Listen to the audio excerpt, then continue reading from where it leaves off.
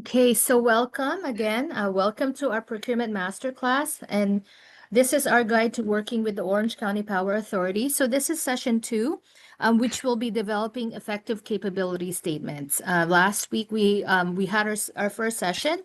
So this is a series of four. So we had session one last week and we're session two. And then in the next 2 weeks, we're going to have three and four. So last week, we had an introduction to what OC Power Authority is and then their procurement process. So that was a really great way to find out how you can work with OCPA. And then for those of you who had missed that workshop or that webinar, feel free to look at it was actually I already saw it. So it's recorded on in our e-library. So I already saw the link. But I'll send you the link later on when I do my follow-up email. And then we will yes, so I just wanted to make sure that you see that first session.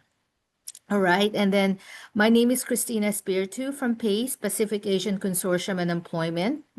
So for those of you who are returning and then have been doing this master classes with me, thank you for coming back. And for those of you who are new, welcome. And then hopefully you get to see the rest of the sessions.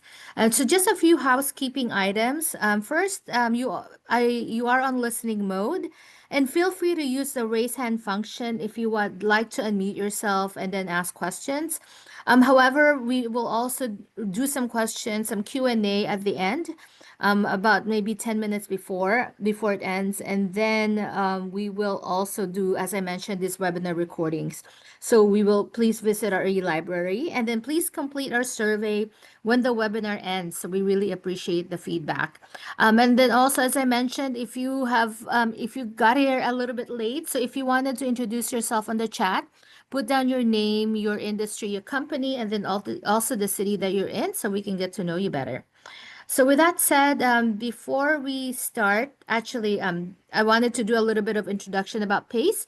So PACE is a nonprofit organization that is based in LA, and we've been around since the 70s. But we also have something called the Business Development Center, which started in the 90s, and this one is basically a division of PACE that helps with entrepreneurs like you with different types of services, such as one-on-one consulting. We do an entrepreneurship training program. And then we also do some business courses like this, both online and offline.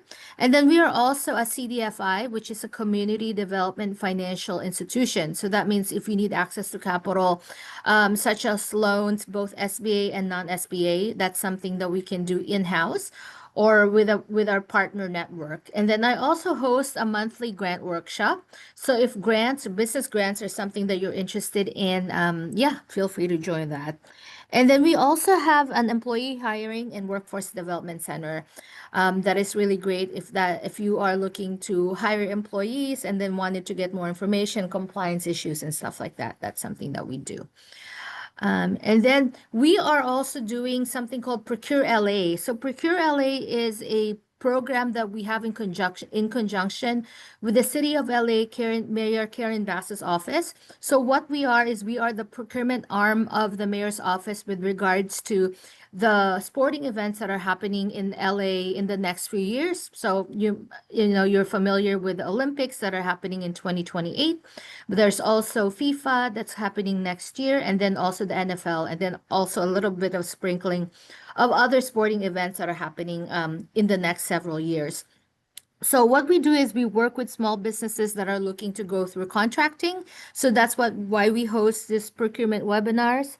And then what we do is one thing I always forget to mention is that we also offer our services free of charge, because what we do is we work with government grants on different levels. So whether it's the state of California or city like the city of LA, that's how we're able to provide these services, technical assistance services to you guys free of charge.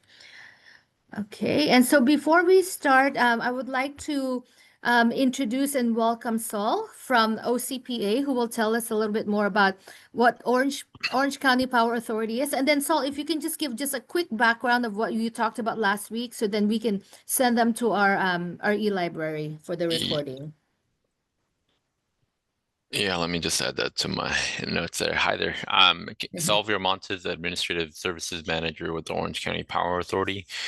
We're a not-for-profit electric provider for residences and residences, residents and businesses in the Fullerton, um, Buena Park, Irvine, and soon to be Fountain Valley. And in addition to wanting to promote our open opportunities now, these forums are important to us to make sure that we're networking with new and diverse businesses. For those of you who didn't participate in last week's, I encourage you to go watch that video. I talked a lot about our supplier diversity program. We participate in that through the CPUC. I've also mentioned that we prioritize a sustainable workforce, and that includes, vetting contractors, hiring local when possible, and taking meetings to understand how we can help each other and what services might be out there for us. Um, in last week's webinar, I broke down our procurement policy, including the different levels for our contracting and the level of bid detail required at each one of those.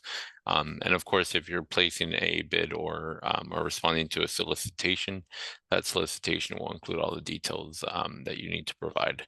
And I'll be here for this webinar as well as the next two that are coming up, and I will be sharing my contact information in the chat in case you want to reach out. Great. Well, thank you, Sal. Appreciate it. So as we said, so last week was an introduction to OC Power Authority, and so this week it's going to be importance of developing a capability statement. So what we're going to talk about would be the importance of a capability statement. So what it is, right? So then crafting a compelling capability statement, what the components are, and then some key takeaways, and then I'll just give you a couple of samples that you can look at. Okay. And again, for those of you who are new, my name is Christina Espiritu, and then I work as part of the procurement team for PACE, Pacific Asian Consortium and Employment.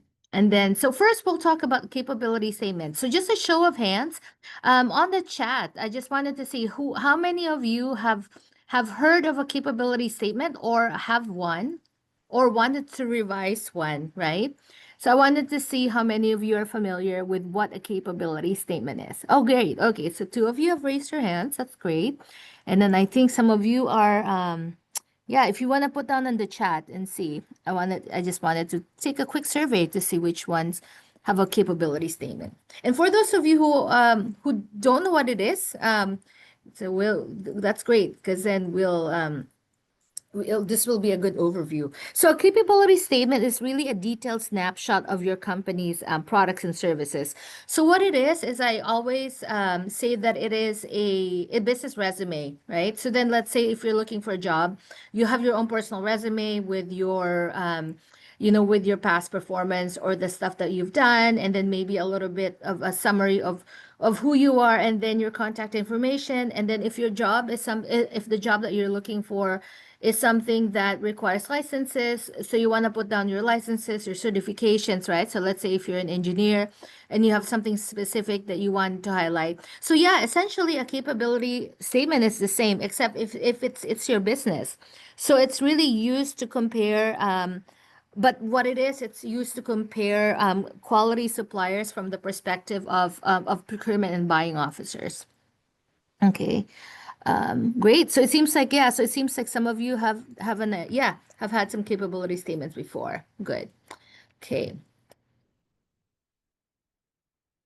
So then how are capability statements utilized? So as I mentioned, some government agencies require that capability statements be submitted of a proposal bid package. So let's say you have a request for proposal, so that you have you've seen that maybe like the 60 to 80 page bid proposal packet, and then some of them will say, okay, well, can you put down your capability statement? So that's something that you do as part of your packet. And then prime contractors can also require subcontractors to submit their capability statements to be included in their bid proposals. And then it's for government and prime contractors, they also utilize capability statements to build a pipeline of pre-qualified subcontractors. So for tier two and then tier three suppliers. And then also, I always say that, let's say if you are going to a job fair, right? And then let's say you're going to a networking event. So you're gonna be presenting your personal resume. So then what the capability statements have been used for is if you're going to a networking event, let's say for a government agency or a prime, I often see people put down their capability statement and then attach it to their business card. So then when you talk to someone who is from the agency or the company, they will attach it. They have a quick snapshot, and it's something that you can have something handy besides your your business card. Okay, so it's used both online and offline. And then what are the components of a compelling capability statement? Okay. So first of all, a compelling capability statement is, I would say, very, very brief. The ones that I've seen, I would say 90% of them, or 95% of them will be one page. It's, as I said, kind of liken it to your personal resume. You usually, unless you've had many, many years of experience, it may go up to 2 pages. However, I do recommend that at the very least, just have it one page, because what it is it's just a quick talking point, to kind of introduce yourself, right? And so if you do want to, let's say if you wanted to go and do more, and give more information, then that's something that you can reach out to the buyer later on. And then no fluff, right? So no fluff, straight to the point. So consider every inch of your capability statement as prime real estate for you to put down any information. So you just want to make sure that you go straight to the point. And then it's professionally and visually interesting. So with some graphic elements of your company's brand and logo. So I've seen, for some of you who've done your capability statement, feel free to put on the chat how you've designed your capability statement. But for most of the clients I've worked with, usually it's just using Canva. And then if you have a resume template through Canva, so you can just use that same template to do your capability statement. And then create it in Word or Publisher, or Word or Publisher if you're not using Canva, using a template that reflects your company's brand, logo, colors, and graphic elements. And then also save as a PDF for distribution. So this is very, very easy, right? So think of it as very similar to something that is your personal resume. You do it either on a Microsoft Word or Publisher if you wanted to put more graphic elements. And then you can also use Canva, as you like, to make it more visually appealing. So before I head to the next part about the components, are there any questions? Okay, so I see I'm the only one, so I'm gonna bear with me a little bit. I'm gonna see if you have any questions. I'm gonna go back and forth. Oh, okay. So I'll answer this later on. If you are just starting, how do you make an impressive one? Okay. So I will table this question for later on the key takeaways, but I will answer your question. Okay. And then anything on the chat? All right. Okay. So now that you know what a capability statement is and the purpose of it, so what would be the components of an effective one? Okay. So the primary components would be the executive summary, and then also a business overview, your core competencies or your primary services and products. And I'm going to go over these components in greater detail later on. Your past performance, such as any major contracts and accounts, key differentiators, what makes you different? Do you have any skills, any unique skills and methodologies that would set you apart, right? So let's say if you have anything different, like years of service, how long you've been in business, if you're a local company, which is, interestingly enough, I will give an example of this. I have a client who is in the promotional services industry, and he considers his location as being local in LA as a major differentiator and a unique skill, because if you are an agency and then if you wanted to get your promotional materials, yes, you can definitely buy it much cheaper, right? Online. However, what he says is that if for those last minute things where you need a person to talk to or you need to visit someone that is local and you need to drive to a place, where you can get it quite easily, it's really important to have someone local. And then company data. What are the essential company information that you have and your point of contact addresses, just to make sure that they can reach you easily, email, website and other social media accounts to make sure that if they wanted to get to know you better, that's something that they can easily look out and find you. Any pertinent licenses, codes, and then certifications. Do you have any contractor licenses and permits if that's relevant to the type of work that you're doing? Special training certification. So, for example, I think there was one client where they did cybersecurity and security operations. So there were some certain certifications, or also like restaurant and catering. If you have I think it's called a safe serve license or certification, that's something you wanted to put. Any other unique entity identifiers, your cage codes, your NICS codes, which is your industry codes, and then also any small business certification. So if you have any certifications that you think would make you pertinent or make you stand out to the people that you are reaching out to, that's something that you should consider. Okay, right.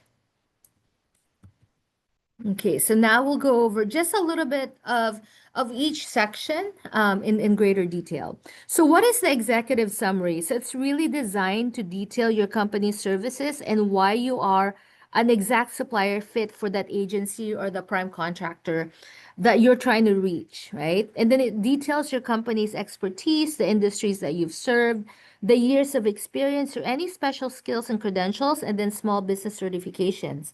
So basically, it's your little sales pitch, but with no fluff. So why you should be considered a quality supplier, and then so make sure you get to the point because, as I said earlier, your capability statement, it's something that is prime real estate. So every single section, you wanted to put every pertinent information that you think would be great for the job. So you wanted to make sure that it really gets to the point. So every word counts actually. Okay. So just this is just an example. So later on, I'm going to give you an example of an entire capability statement, but this is just an example of a small section for each portion. So for example, this one is for a concrete construction company.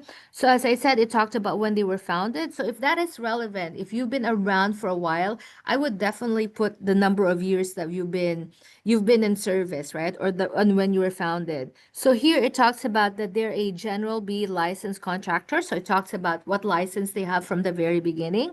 Talks about their years of experience. So they have 12 years experience in the construction industry.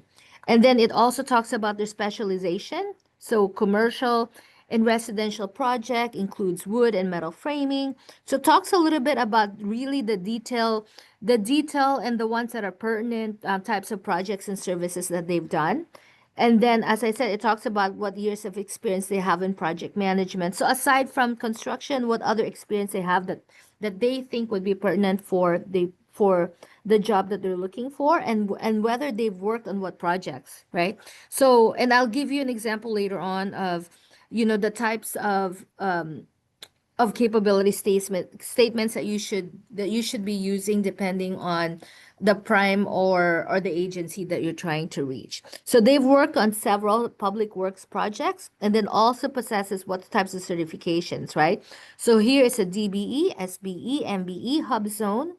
And then it also talks about that they're a member of the Southern California Contractors Association. So as you can see, in a very, I would say this is what, maybe a few sentences. If you are a very busy person who's doing the buying for a company, and if you're just kind of scanning your eyes for those keywords, this one will give you, okay, do I want to work with this person or not, right? So you have to make sure that you really have the pertinent keywords that you want people to remember, right? So now what are the core competencies? There you go. So the core competencies are the ones that talk about your primary services and products that your company offers.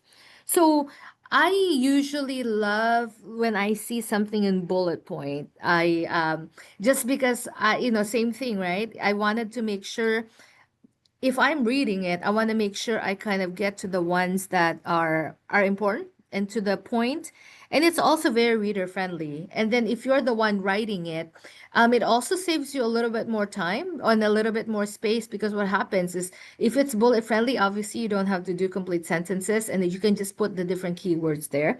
So it really saves you a little bit of space. So start with your company's best qualified products and services, your comprehensive range of service and products provided, your anything that's industry specific and what the buyer is looking for, and then really showcasing a menu of your company's professional services, right? So then you want to make sure, as I said, it's bullet point to the point, and then it has a specific keywords that you're looking for or that the buyer is looking for.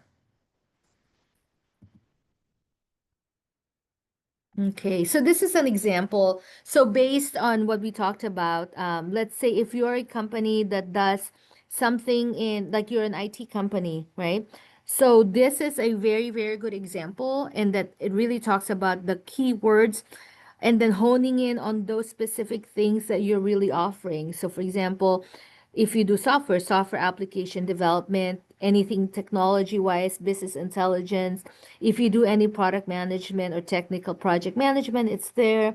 ERP, web development, cloud technology. So, as you can see, if you are looking at this, glancing at it, and you have a few seconds, do I want to work with this company or not? Do they have the competency that I'm looking for?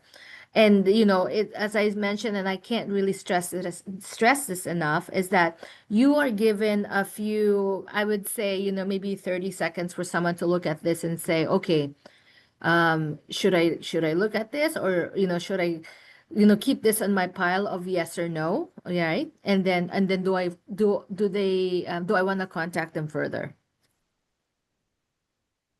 Right. So this one is something that is also, I get a lot of questions about this with regards to the past performance. So what is the past performance? So think of it, I always liken it to your personal resume. So what type of jobs have you had in the past, right? So it's your company's actual contract performance history. And then so you want to list your major client contracts, any past business customers of similar work performed, and I'll talk about this later on. Listing contracts that are related and similarly sized to the agencies and the primes that you're reaching out to. So usually, in general, right, you may want to follow some type of hierarchy. So this one, let's say if you've had jobs that are in federal, state, county, city, or commercial. So you want to follow you want to follow it based on maybe the importance of the job. So it really depends on the agency or the company that you are looking for. So the past performance, what I've said in the past and what I've seen in the past is that, let's say if you are looking to perform, if you're looking to apply to a company that is in a very specific industry, right? And I want to give you an example. So, for example, the promotional materials that the company that I had worked with, but then he wanted to work specifically with schools, and he had a lot of past performance with regards to different types of clientele that he has. But then he had worked with LAUSD, and he wanted to work with community colleges. So I said, okay, fine. You may have had these other ones that maybe bigger jobs, but if you are really targeting, to work with a school, right? Then put down that specific performance that you have, that really targets and then hones in the type of clientele that you've had in the past. And then also include past related services that are performed as an employee for other companies. So you had the question, I believe, let me just look. So just to go back to the question before, if you are just starting, how do you make an impressive one? So this is the thing with regards to past performance, is how do I get past performance if I'm just starting out, right? Let's say you just started 6 months ago on an industry, and then you started your own business. However, you've been doing the same thing as an employee for many, many years. and and I see this with clients all the time, then it's okay to include your past related services that you perform as an employee, right? Because because you're gonna be doing the service, or you're gonna be doing that product as you anyway, right? So then it makes sense to put your performance as an employee, if you are just starting out. And then show that your company has the same exact work expertise to get the job done. Okay. And just to give you an example. Okay. So these are just past performance examples that I have. So for example, if you are working for the for the county of LA, you put down what type of work have you done, the city of LA, right? And as you said, Fannie Mae, Merrill Lynch, and then Blue Cross. So this one is a hierarchy that I've talked about, which is more traditional, where you put maybe if you have federal, state, county, city, and then any commercial work that you've done. However, as I mentioned, if you wanted to reach out to a buyer that is very specific, let's say for the school, or for a specific type of industry, or let's say you're working for you wanted to work and get the Department of Energy as a client, or like a federal government as a client, then you want to put down a similar agency that you've worked for before and then was able to perform that job successfully. Okay. And this is another example of past performance. So let's say if you have this one is a little bit different, as you had seen. So this one is more bullet pointed, right? Very just like quick and easy, and then just the keywords. And then this one has a little bit more meat to it, maybe because they have the space, or it makes sense for that particular capability statement that you're trying to compose. So, for example, if you have a product or service that may require a little bit more description, then this is something that you may want to elaborate more on. So, for example, this one, this talks more about the company that they work with, the location, and then also the facility size, right? And then also, as you said, so Ben Franklin Technology, and then it has a little bit of description on when it was, when they were established, and also what they've done for them. And then also the same thing below. So Stonehenge Advisors, then also the location, and then multiple sites ranging from this size to this size. So so then you say, okay, then when do I put the ones that, when do I elaborate more or not, right? So for example, this one, if their capability statement is targeted to someone to a company that may where their facility size is more pertinent, or it makes a difference. So for example, if you're doing something in construction or engineering or architectural services, then it may make sense, right, to see the breadth and then scope of services that you've done in the past. So then they have a comparison to see the type of jobs that they've done before. Okay, so let me see. All right. Okay, so someone had asked if I can flash back to sample one format and past performance. Okay, so let me just, all right.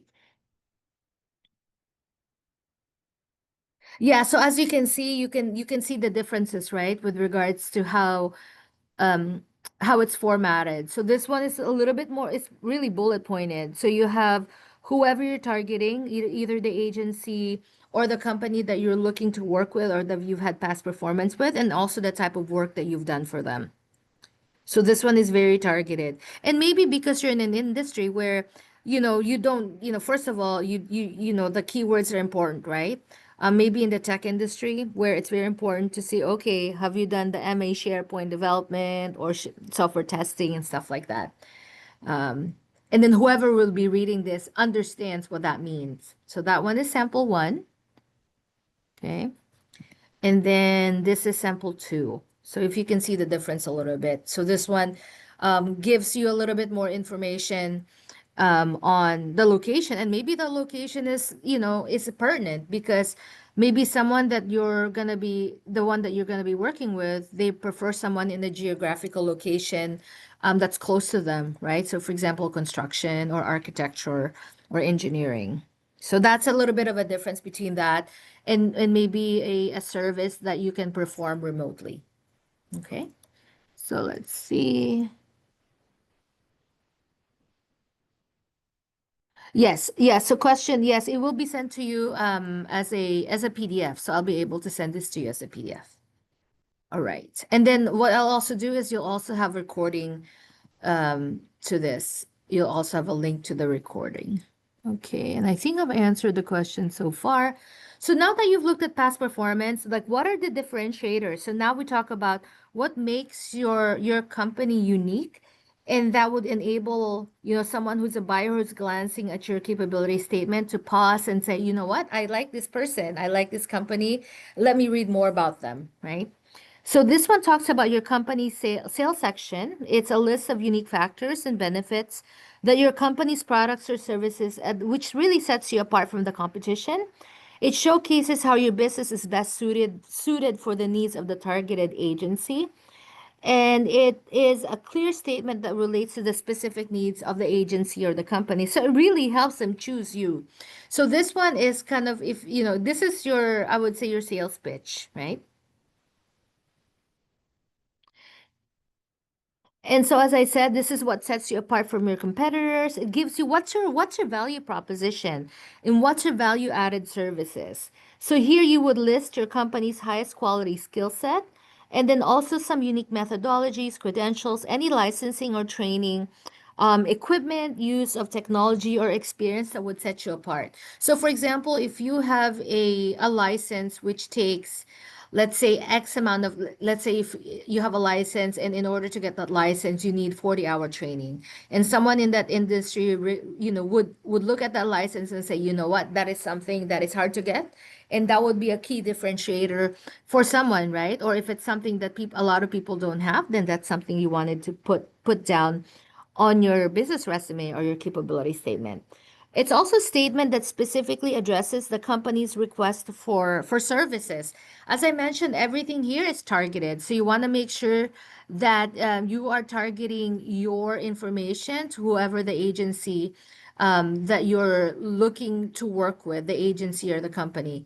So a couple things that just a few things that I've encountered in the past, some questions. So first, I always say, I always tell people to have a general one, right? So a general one where, let's say you're going to an event and you just, you don't know who's going to be attending. So you have a general one that really lists, if someone is looking at you for the very first time and they say, oh, okay, you know what? If I look at this capability statement, I know what you do, right? And then once you have a general one, I always advise people to have some other ones, like some targeted ones, depending on who you're going to be reaching out to. So, as I mentioned earlier, if you are a promotional service, you do promotional materials, but you wanted to work with the school district. So make sure that you put down your key differentiators for that one and also the past performance relating to that one.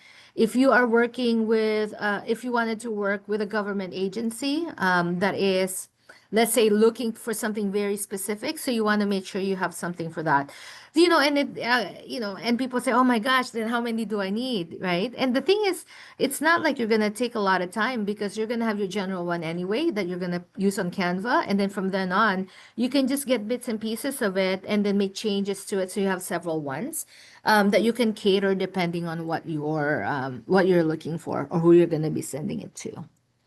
Okay. All right. And so this is just an example of some key differentiators. Um, so for example, as we talked about earlier, so let's say you have a tech company and they want to remain competitive, so they want to lower down their overhead costs without compromising service. And then it talks about what they are. So they're eco-friendly, they may have advanced employee training, quality control specialists, biweekly inspections, emergency services, clients that can call or email staff 24/7. So as you can see, so these are the ones where if I look at it, I'm like, oh, okay. Well, I'm looking for someone that would have advanced employee training, or someone where, let's say, in an industry where the inspections are something that is highly regulated and something that's highly sought after, right? So these are the ones that you wanted to put down as a sample of your differentiators. So if, for example, even fully insured, if insurance and bonding is something that is very important to your industry. And if it's something that maybe an extra, maybe not everyone does it, or maybe their insurance is not full or only partial. So these are things that you wanted to go and put down because it's something that would differentiate you or set you apart. Okay, and then last one is company data. So company data is easy. Yeah. So make sure it showcases your company's official important information. Your point of contact. Who will they reach out to specifically to represent your company? Will it be someone in sales? Will it be you? Would it be someone in IT? So include their name, their title, their email, and then also their phone number. And then the web address, so making sure that include your website. So one thing, and then also your business location. But with regards to the website and social media, if you have a digital copy, one thing I really love to see is when you have a live link. So let's say you have your website, make sure that when you put it on Canva, you can link it so then they can hover over it and then it brings you to whatever digital domain. So either the domain or the social media links that you have, because it really, really is helpful when you have someone that's pressed for time and then they can just look at it and hover. So of course, if it's something that is, or a QR code. So QR code is something that I've seen also before. I was going to say, so if you have a copy that is like a non-digital copy or paper copy. So then the QR code would help you go to wherever you want them to lead to, right? Social media or your website. So that's something. Yeah. So QR codes have actually generally greatly helped with these capability statements. And then, as I mentioned before, also part of your differentiator. But if you have any licenses, any sort of codes and also certifications, this is something that you wanted to go put in highlight in a specific section in your capability statement. So if you have any pertinent information, any numerical identifiers, your unique entity identifier, your NICS code, which is your North American Industry classification system code. So for many of you who have maybe attended this workshop are familiar with this NICS code.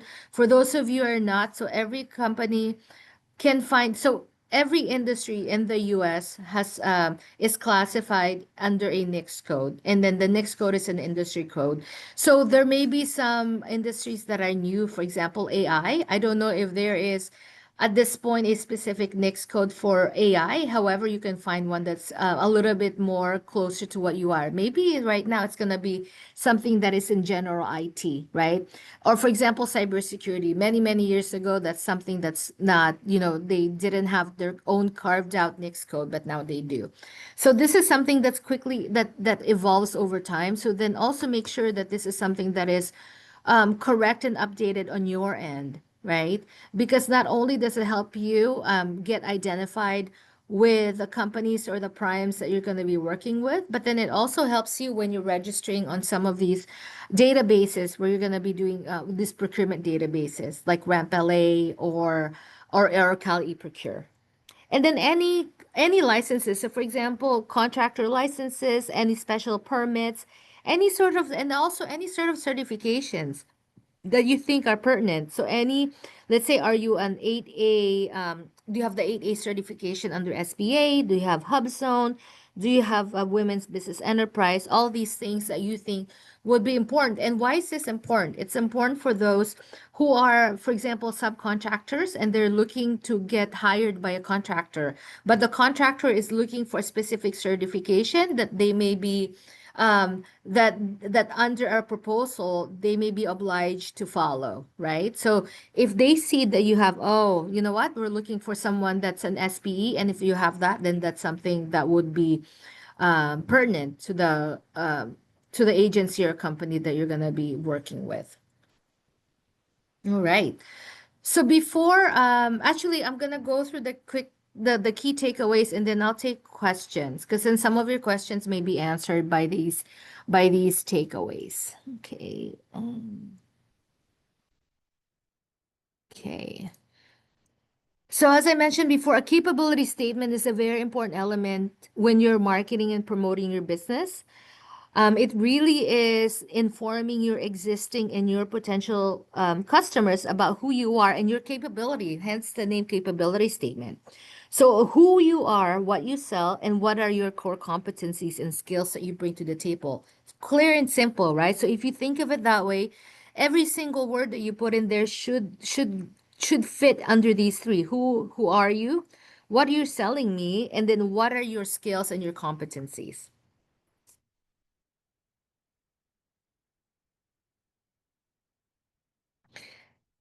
Okay, and it also includes specific performance or information about your products and services, your unique qualifications, credentials, and your differentiators, and also your corporate data, right? So clear and simple. Those are the ones that should only be included in your capability statement. And then also make sure, as I mentioned before, make sure that that they can visit your website for any additional information, right? So then if it's digital, make sure it's a live link. And then if it's gonna be something that you're gonna be handing out, as if in its physical form and paper, then make sure you have some sort of QR code. So then make sure that your website is so make sure your website then is constantly updated and it's government or procurement focused, right? And then also update your capability statement regularly to include any current products, any current services, and other corporate information. So one thing you don't want to do is put down stale information, right? Okay, so before I go to the samples, any questions that I can respond to, the ones that I haven't responded to before, and let me go through. Okay.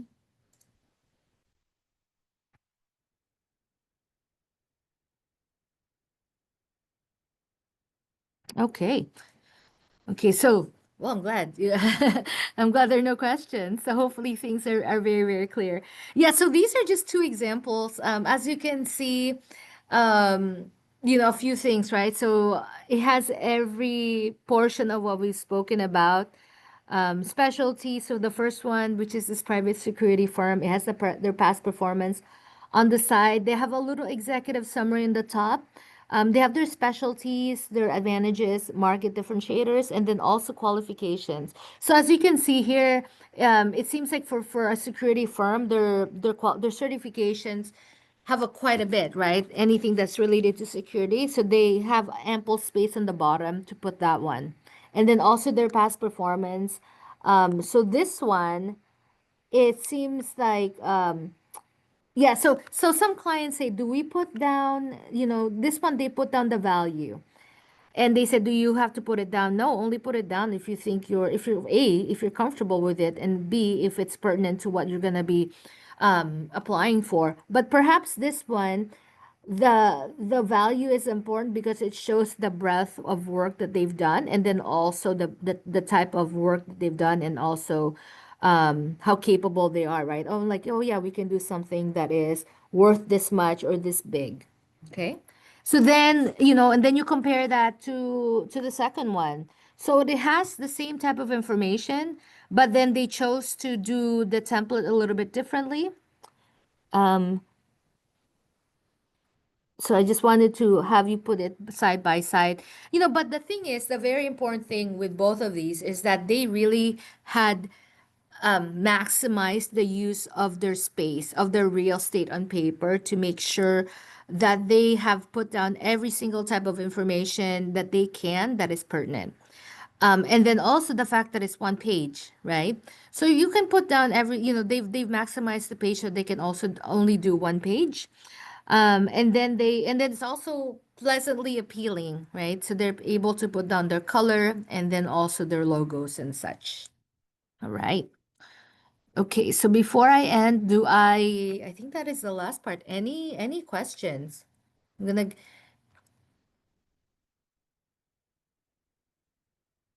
Okay.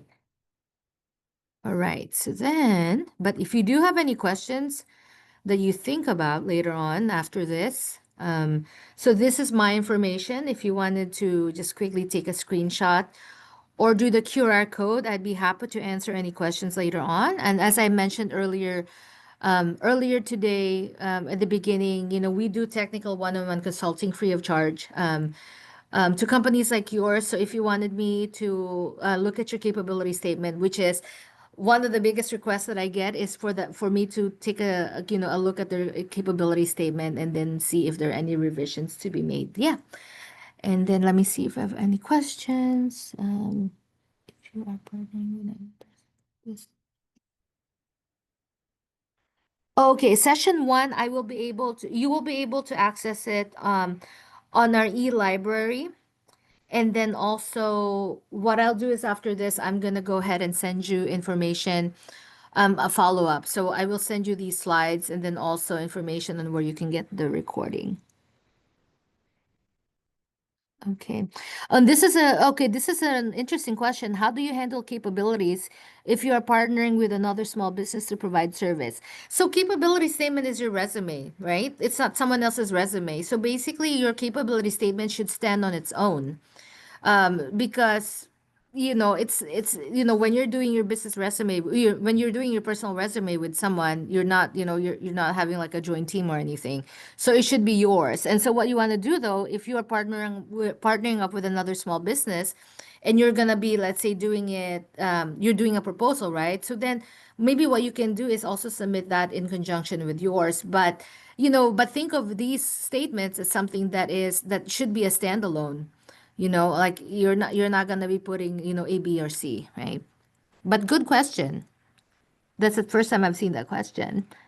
Okay. Oh, okay. So let me see. You have questions. Okay, I said Babu Jane, so I'm gonna go and ask you to unmute.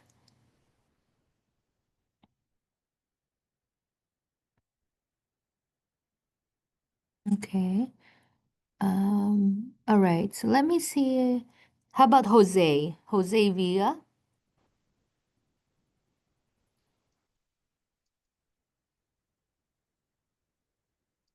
Okay. All right, so let me see. And I'm sorry if you asked questions earlier and I just didn't see this. And let's see. I think, why can Sue? Let me see. You had a question? No, I'm fine, thank you. I'll reach out for a one-on-one to review a capability statement. Yeah, yeah, absolutely. Yes, yes. To partner. Okay, so someone said, you had a question about, I would like to partner up with companies that are in need of expert witness services. Do you have any advice? So, actually, reach out to me after this because I wanted to know first, what's the purpose of your partner? Is it like, are you doing a bid proposal somehow and you're partnering with them, or is this something ongoing, or just like one off, right? So, yeah, reach out to me. I think this is Dusain Williams. And then here, what is the difference between a CV and a capability statement? Actually, it can be used interchangeably, but interchangeably in a along the context of, your capability statement is, think of it as your business CV or your business resume, right? So you have your own personal resume when you're applying for a job. So technically, when you think about it, when you're reaching out to a a prime or an agency, you're applying for a job as well, right? So it's the same thing. It's a resume. Okay, so question, as a new startup with no track record within the government market, how does a statement help me from not being passed over? Yeah, so this is the question. I think that same thing earlier. And so one of the thing, and I get this question quite a bit. So let's say I just started and I don't have any experience. What do I do? So think of first of all, if you don't have any experience as a company because because you're new, right? Let's say you had just started your business 5 months ago, 5, 6 months ago. However, you've been doing that before in a different capacity as an employee. Yes, put that down, right? And then even the cool thing is, let's say you have another employee, you have a couple different ones that have experience with that one. You can put that one as well, right? Because your skill is your skill. It's transferable to whatever you're doing right now.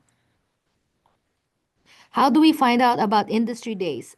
So great question. So can you elaborate more about what type of industry days? Is it a specific agency that you're looking for, industry days, or a specific company?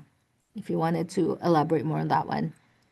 And then as you elaborate, so basically industry days would be, I know for a fact that Caltrans will have their industry days. So Caltrans, we've had some workshops with them, both in the one in Orange County and here in LA. And they do have industry days. So you just have to go to their website and see if you can get on their calendar and see when they have industry days. Some of the cities have industry days as well. So the city of Orange have industry days quite often. So I think they have it, I would say, every month or every couple months. So then my best advice would be to look at the agency that you wanted to work with, either the industry, right? Let's say you're in the security industry, and to say, okay, what type of companies do I want to work with? What type of agencies, and when do they have industry days? So then I think you have to do a little bit more research. Oh, okay, question. So what are industry days? So industry days are basically, every so often a company, let's say a prime contractor or a city would open up and say, okay, here are the research partners. These are, some of the procurement opportunities that we have. And then you're able to talk to them about, you're able to talk to their buyers. So, which is a great thing, right? So then basically, essentially, kind of like what we're doing right now, what that Saul had done on session one. So they talk about, okay, well, who are the procurement officers? How can I reach them? What are the opportunities that are available? So those are industry days. Okay, so a little bit of a call here. Happy to collaborate with Defensible Space Design, and they're certified in wildfire assessment. So if you haven't had a chance to look on the chat, feel free to do so because there may be, that's why it's really great to put down your information in the chat, because if you are looking for a subcontractor or a partner vendor, this would be great because people, yeah, here's someone people are happy to partner with. Yeah, so the one that's I think Donna Brown, if you're looking for witness expert company, yeah, feel free to reach out to me. I know a whole bunch of attorneys, so that may be something I can help you out with.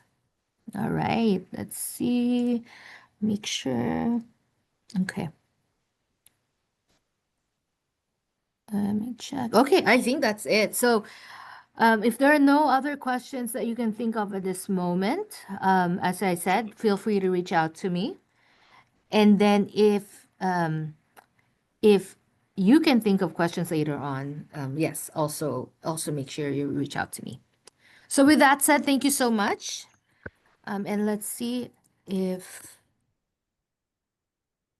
there you go. So these are actually the upcoming webinars that we have as part of this series. So we had session one last week. And then this is session two, creating capability statements. And then we're gonna have session three next week, which is introduction to the certifications. So certifications, if for those of you who are not familiar, are the ones that you put your capability statement on, right? The one that says, okay, are you an SBE, small business certified, local small business, women business owned, all those certifications. So you'll find that next week. And then session four, we'll be working on bid proposals. So that one will be led by one of our colleagues here. Okay. So with that said, thank you so much, everyone. And if you do have any questions, so make sure you click on the QR code. And with that said, I'm going to conclude this webinar. And thank you so much for listening and attending. And hopefully we'll see you back again next week. Thank you.